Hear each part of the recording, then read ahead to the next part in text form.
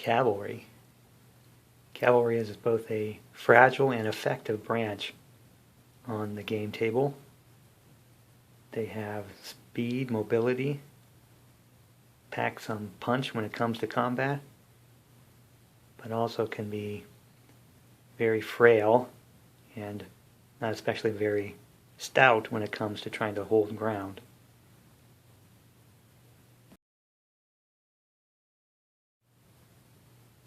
Cavalry is generally grouped into two categories, light and heavy. Roughly speaking, the dividing line is their movement potential. Over 12 is light cavalry. 12 and under is heavy cavalry. Now, on a few titles, there's an appearance of some Landwehr cavalry, which is actually light, but has a lower movement allowance. But you'll see those kind of things in specific titles. Generally, cavalry is in regiments, but we have a few cases here where we see them in the squadron size. Cavalry has all manner of types in the different titles. We'll see hussars, lancers, here's some chasseurs, dragoons, armored cuirassiers. But really, it's the light or the heavy that factors into things in game terms. This is the color that we like, but it's their qualities in their category that determine how they function on the table. Cavalry leaders tend to have movement potentials in line with the types of cavalry they're leading. So we have some light cavalry leaders here, and then a heavy cavalry leader. They just sort of mimic the formations that they're leading, but that's not really relevant. This doesn't force this guy to only be with heavy or light. It's just reflective of the type that they're typically leading. The things we've covered apply to cavalry. Cavalry have formations. They have movement potential. They have size, meaning they have a stacking limit. Formations affect their movement much the same way they do with infantry. So column, we know what their facing is. We already looked at that, their movement potential. Line is very similar to infantry. Now, combat-wise, this Lancer unit is improved by being in line. Essentially, you get them in line, a greater frontage, and you get all those lances out there. Heavy cavalry, however, is degraded when they're in line. Their strength comes from their shock effect, so they're more effective in column. If you put them in line, that actually makes them less effective. Slower and less combat effectiveness. But otherwise, most of the movement and terrain issues we've covered. They have basically column, line, skirmish, general order are their voluntary formations. The involuntary formations, which I also refer to as states of order sometimes, maybe inaccurately, but they can be in good order, able to form a voluntary formation, or plus cron disorder, completely unable to function voluntarily. So that makes them a little more brittle than infantry. They can go from fighting happily, or reluctantly, to completely disordered and retreating away from the enemy. No in-between of disorder. When it comes to range fire combat, they make great targets. They usually tend to be kind of large. They're generally out in the open because that's where they're most effective. And they can take quite a beating from infantry and artillery if they're not careful. But as far as firing goes, they really only have one formation in which they can fire, and that is skirmish mode. Typically, it's only light cavalry that can form into skirmish formation. We really can figure out who is permitted based on the backside of the counter. We know that's the morale. We've already seen in infantry that that's the melee value. On top, in infantry, this value is usually the column or printed fire value. See, it's in parentheses, so that means this is a special fire value, only applicable when the cavalry unit is in skirmish formation. Now, this entire regiment can form skirmish in 2 hexes. This little squadron here, if he forms skirmish, he is also in 2 hexes. And literally any size cavalry formation in skirmish mode will assume that mode in 2 hexes. Cavalry skirmish mode has a little more than just firepower at its disposal. Yes, it has this factor. It's really referred to as a skirmish factor, and it can fire it at every adjacent target.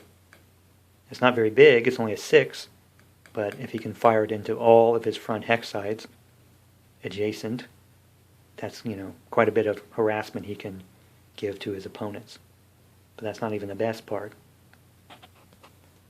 Cavalry in skirmish mode have an extended zone of influence. Essentially, it's out to 2 hexes, and there's an added movement cost for these hexes. Essentially, it's representing this harassment that this cavalry is doing, screening this area. So if the opposing infantry wants to move within those 2 hexes, they pay extra movement costs to do so. This is a good diagram from the 5th edition that shows the 2 hexes and the movement costs for each of the zones. So it's a 2-hex zone. A unit pays 2 extra movement points to enter that hex. So if it's a clear hex, it costs 1 plus 2 for the extra harassment. And to get adjacent, it's 3 extra movement points. So you can see that takes a lot of movement potential to get close to a skirmishing light cavalry unit. So if this infantry unit with 6 movement points wants to get close to that skirmishing cavalry, he expends 1 plus 2 for 3, but then he's actually unable to get that next hex because that would cost him 4 total movement points and only has 3 remaining. Now, because of that extra skirmish zone,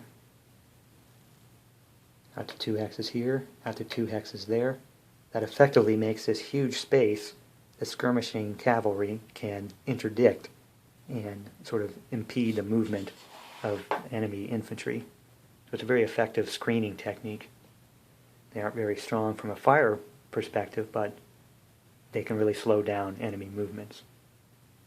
One other skirmishing capability that is there in the Premier rules, I'm not sure if I just can't find it or if it's not there in the 5th edition, but if infantry comes adjacent to skirmishing cavalry, we know movement precedes fire combat.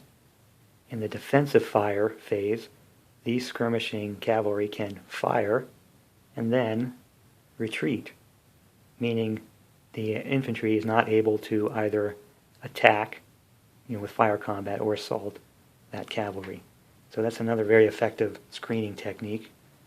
As I say, it's part of the Premier. I'm not sure if I'm just missing it in 5th edition or it's not there, but it means you kind of can really slow down infantry in that way. I mean, they can't even really get a shot at you. So how do you counter this pretty effective technique? You could roll up some artillery, fire at them from a distance, but also you can move your own formed light cavalry adjacent.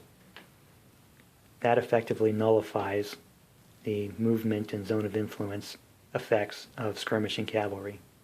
So now you can move your infantry up adjacent without paying the movement costs and then engage them in either fire or you can even try to close combat them.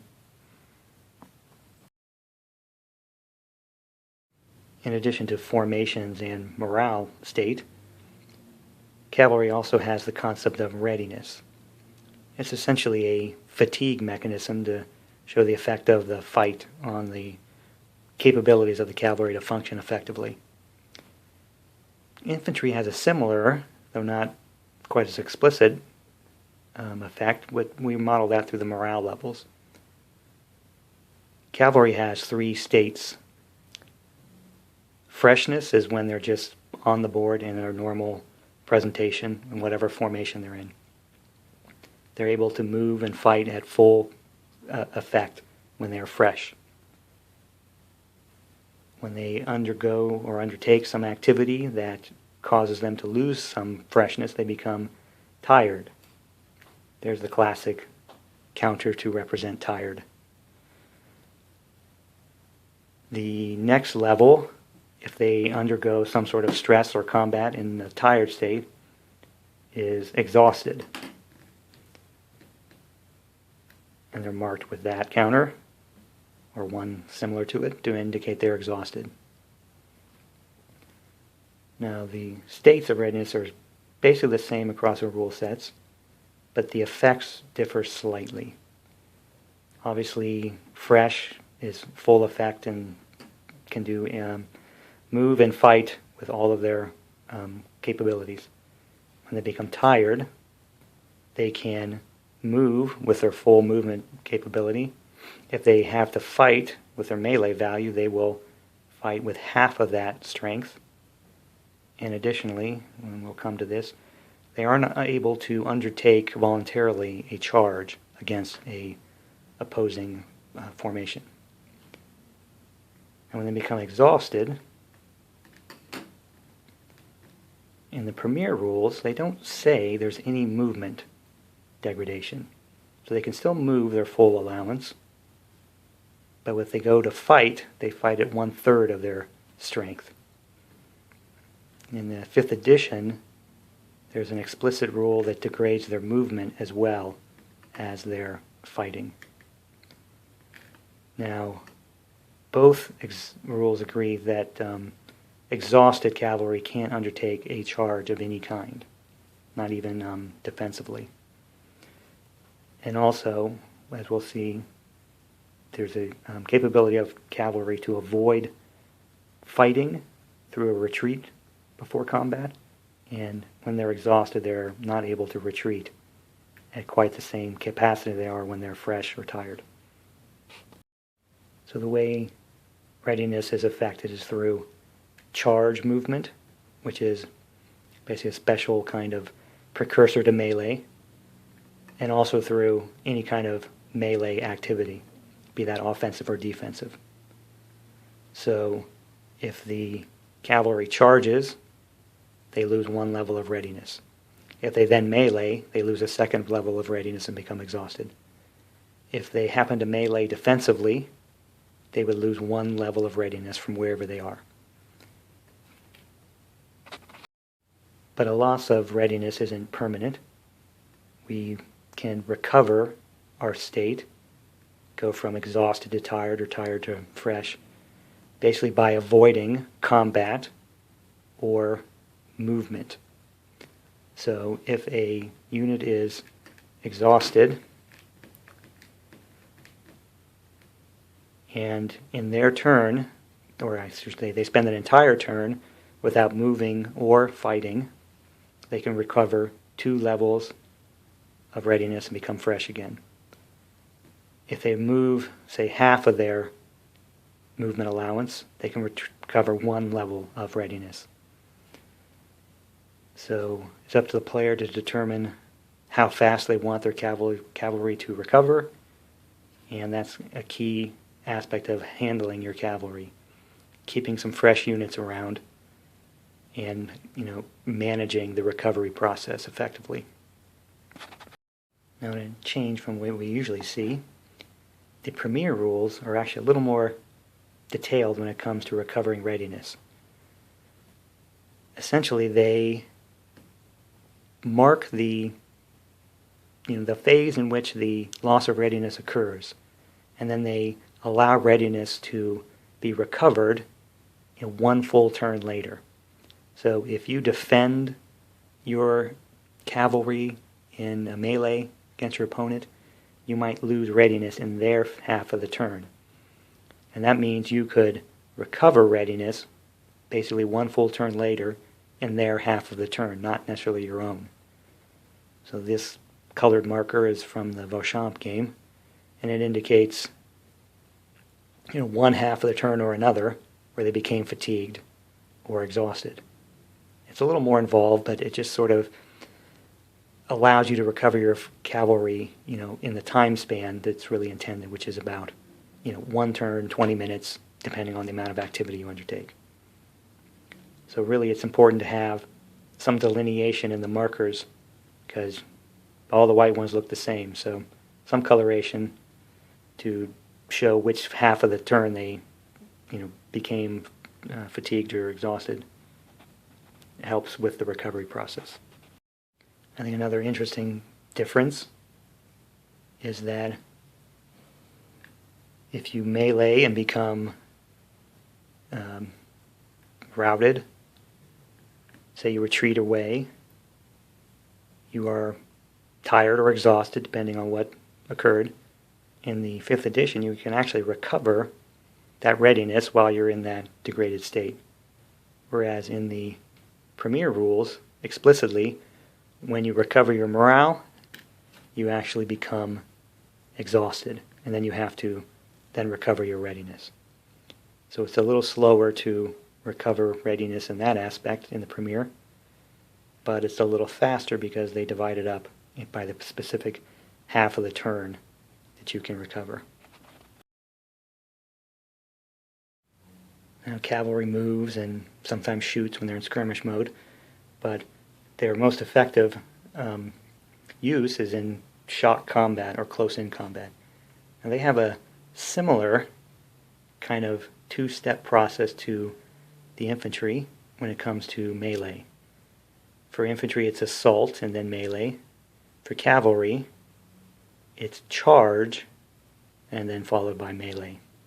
And that's going to differ between the two rule sets, so we'll try to cover these as best we can. But they both kind of agree that cavalry can declare a charge and then sort of zero in on a target and throw their mass of horse and men against that target and have certain benefits for having done so. So let's suppose we want to charge these hussars against that infantry. They would declare their charge, and then they would begin their charge movement. Now the true benefit here is that the sequence of play structures this activity before any others. So that means the cavalry gets to move first, conducting this charge, and potentially having their outcomes occur before any other branches are able to move. Now there's some details about some movement benefits and so on, but you can root those out. The basic idea is that when cavalry starts to charge, they move towards an opponent, in this case this infantry battalion. Opponents have a small ability to react to those to that charging cavalry. Infantry at a distance can attempt to change from whatever formation they're in into square, which is the ultimate defense against the cavalry charge, unless you're an Austrian. So at some distance, usually 4 hexes at the most, they're able to try to change their formation in the face of that charge. And that's a process that is, roughly reminiscent of a morale test. Very specialized kind of morale test, but the outcome is either the infantry is able to form square and defend effectively, or they will either disorder or plus grand disorder in the face of that charge, and therefore not be able to defend very effectively at all. Square is a very particular process. Must have a line of sight to the charging cavalry. So obviously cavalry wants to be on flanks and rear if they can, get their best attacks in. I'm probably going to avoid the whole square charging process because it's a little complicated. We'll put that off for later. But the idea is that because they're able to charge and move before anyone else, and because they're able to have a morale effect from this square formation process, they could potentially clear space on the field before any other movement or activity occurs. But the other thing that infantry can do is just to decide that the best choice is to stay right where they are in the same formation they're in. In that case, the cavalry just moves right up to them, maybe at their full speed, and then there's a specialized morale test. Well, I shouldn't say specialized. It has special modifiers to a normal morale test. So if they pass that morale test with the special modifiers, and those modifiers are going to be things like the kind of cavalry, category, heavy or light, flank or rear, things like that. If they pass, then they are able to fire defensively and then conduct a melee between the cavalry and the infantry. If they fail, they usually become disordered, and they would either stand in their disordered state and receive the attack, or maybe they retreat. I say maybe because this is a spot where the rule sets diverge. In the premier rules, when charging cavalry contacts the infantry and the infantry fails to stand, they become disordered and then stand in that hex and await the charge and melee with the cavalry in that degraded state. But in the 5th edition rules, they actually become plus grand disorder and retreat, and then the cavalry are able to inflict casualties through a process called pursuit. So in the premier rules, it's actually kind of safe to try to stand in front of cavalry, relatively speaking, because the worst that can happen is that you'll melee them in a degraded state. But in the 5th edition, it's actually much more risky, because you can plus grand disorder, retreat, and then have the cavalry inflict casualties without even meleeing them or fighting. So they can charge, potentially disrupt and force a retreat, or close and force a melee. So the advantage of charging is that you get to double the attack factor, the melee value of the charging cavalry, if they're able to basically make a straight line attack. It's a hex grid, so you can, if you're in a line formation, it's going to be a little zigzaggy, but the intention is to have the charging cavalry go straight in and attack their opponent. If they do, they get a nice big bonus. So this cavalry unit is a 36 melee. Obviously, they'd be a 72 melee if they were to complete that charge and hit that infantry. But opposing cavalry can try to intercept if they are in range. This is called a reaction charge. So if the charge is declared, they start to move, they come within the line of sight and the zone. There's a specific number of hexes for light and heavy cavalry. They can attempt to reaction charge and try to intercept that cavalry. Now, the process for reaction charge is essentially a morale test. If they can pass a morale check, they can then start to try to intercept the cavalry. So it ends up being a charge of the charge. And then you intercept and you protect your infantry at the risk to your own cavalry. Cavalry that is charging has an option to recall. Basically, if they get started, they're going to try to charge that infantry. They successfully form square. We think the better of our folly and decide not to break ourselves on that square. We can attempt to recall. Every title has a table for recall of the different nationalities' cavalry. And you just roll a die, and if you pass the check, you are able to pull up your cavalry. So you can either stop the charge right there, or potentially pick a different target, just sort of, decide to go off in a different direction. Now, if you fail to recall, you're committed. You basically were unable to hold in your men, and now they'll continue on to that target, whatever it was. Now, in the Premier, the cavalry rules in the Premier are a little muddy in general. But suppose we tried to stand and we routed, and we're this far away. The 5th edition is pretty explicit. You can pursue that retreating infantry. And you do it by kind of retreating the infantry and chasing them with the cavalry.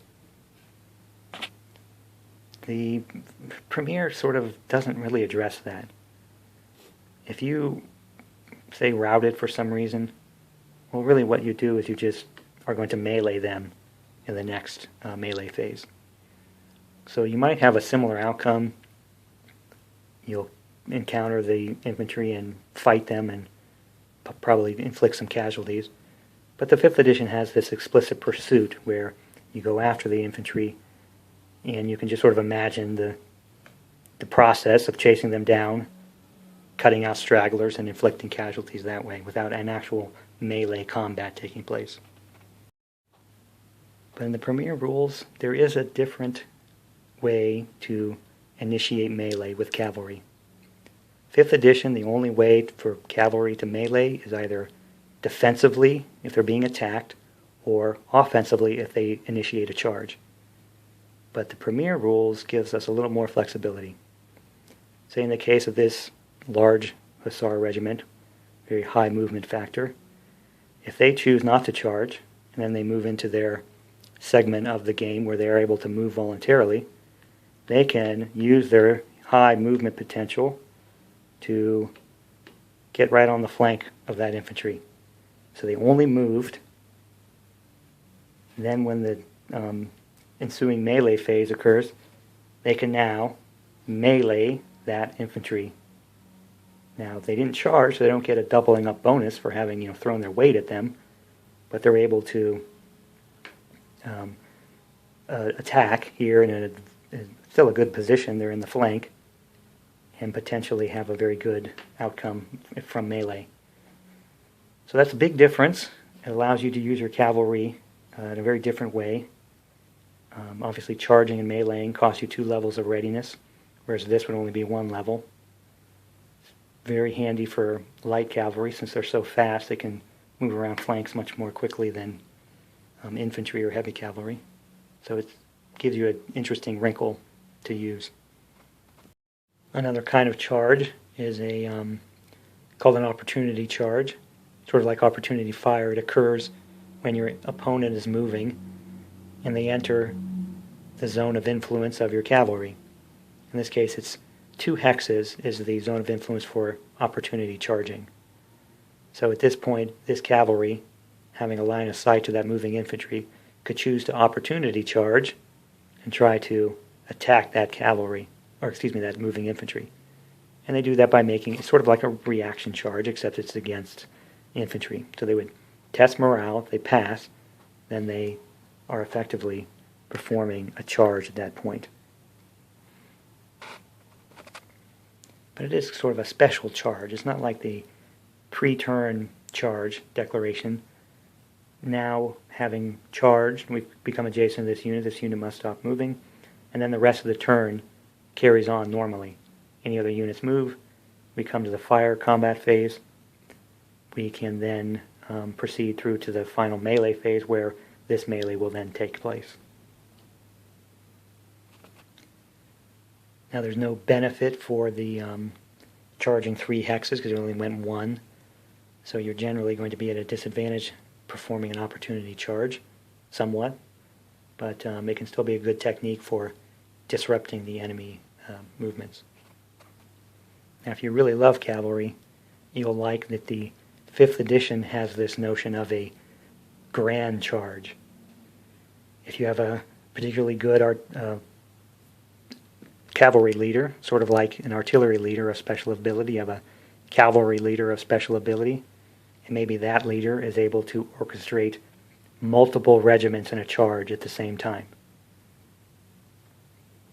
You might like that. It's a lot of work.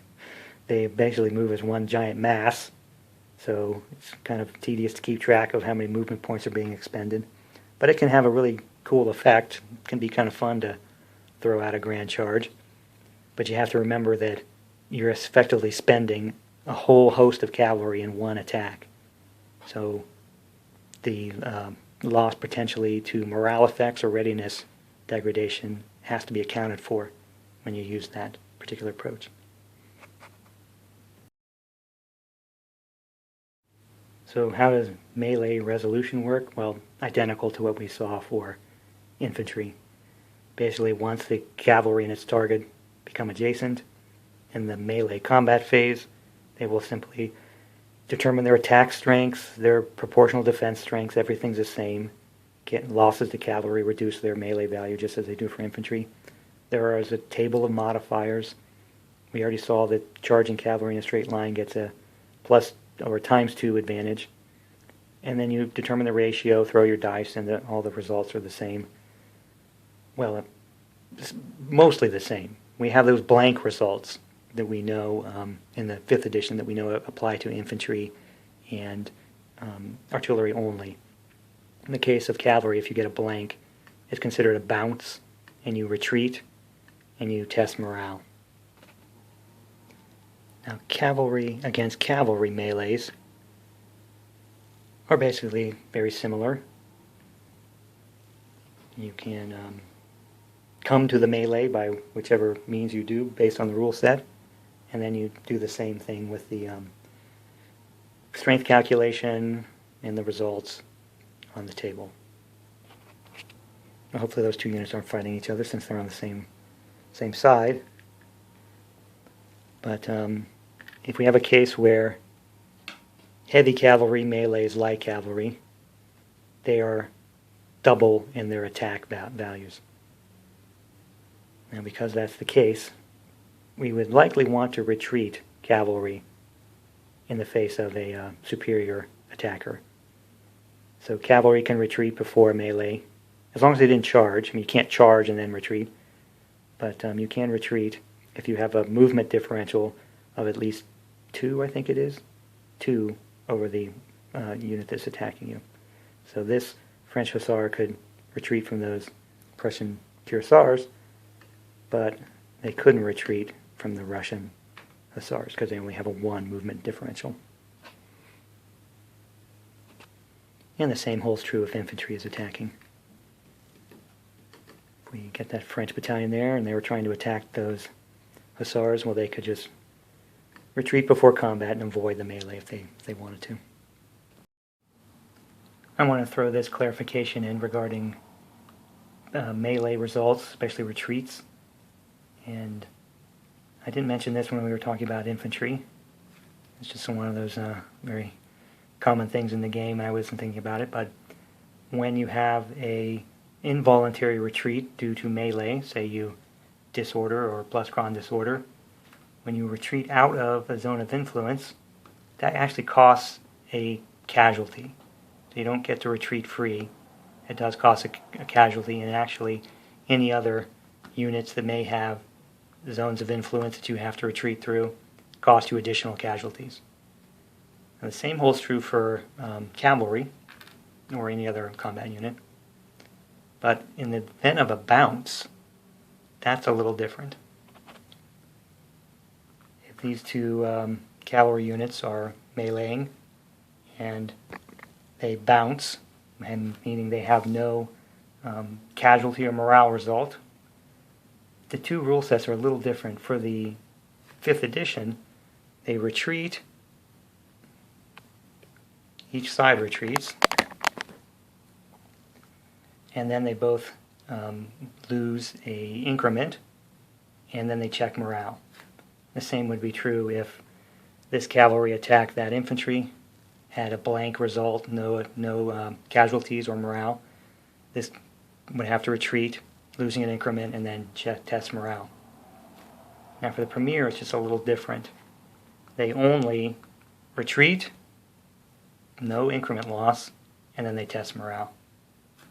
So it's a little more of a penalty in the 5th edition than in the Premier. This brings us to an important difference between the two rule sets. It has to do with the sequence and play and when these things occur. Now, The premier rules are a little muddy when it comes to cavalry, but in general, you conduct a charge at the very beginning of a phase, a player's phase, and the best thing you can have happen is a morale disruption and retreat. But if the infantry stands and the cavalry makes contact and they're going to charge and melee, essentially the charge process is done. Now you continue on with the turn. So the other movement occurs, and then you come to the fire combat phase, where the infantry can give defensive fire. Then you proceed finally to the melee phase. And that's the point in which the cavalry resolves its melee attack on the infantry. The 5th edition is a little different. Essentially, a cavalry charge is like a little microcosm of a turn. You declare your charge, you conduct your movement, you stand or form square or whatever, and then, right then, you give defensive fire, and then you resolve the melee. Before any other activities of that turn, before any other movement occurs, before the rest of the fire combat occurs for the infantry and the artillery. That is a pretty important difference between the two rule sets. With the 5th edition, you can not only rout units out of position through charge, but you can also melee them out of position through a melee result before any of the other movement of your forces, so before any infantry or other non-charging cavalry. That really means you could potentially open a hole in your opponent's line and then push through some reserve forces all in one turn. With the premier rules, that's a little harder because you can only rout units before other movement. The melee phase comes later, and therefore you don't have that opportunity necessarily to exploit a breach. Now, cavalry can avoid losing readiness when they perform a melee combat, and they can do that by basically choosing to only send out a couple squadrons into the combat. That is done by reducing the melee value of the cavalry by 2/3, and then fighting with that reduced factor. If they do that, then they do not expend a level of readiness for that combat. Obviously, if they charge, that reduces their readiness by 1, but they can avoid the second reduction if they only fight a couple of squadrons. And they can do that in attack and in defense. So we've seen cavalry meleeing infantry, but what about meleeing a square?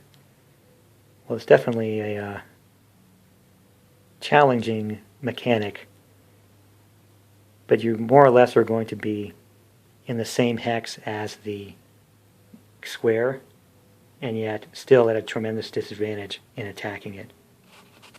The cavalry will be receiving a lot of effective fire from that square, and if they manage to withstand that fire and they go in for the melee, they still will be at a tremendous disadvantage, basically a 2/3 reduction in their ability to conduct a melee.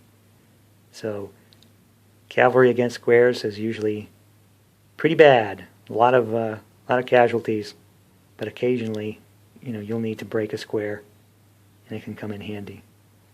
Now, one thing cavalry can always do is ride over the square.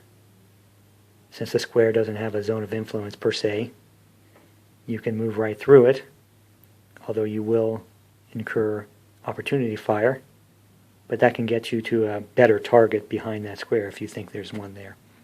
So again, if you can withstand the fire, you can get over that square and behind it and choose another target. But that would require a recall in order to be able to move through it.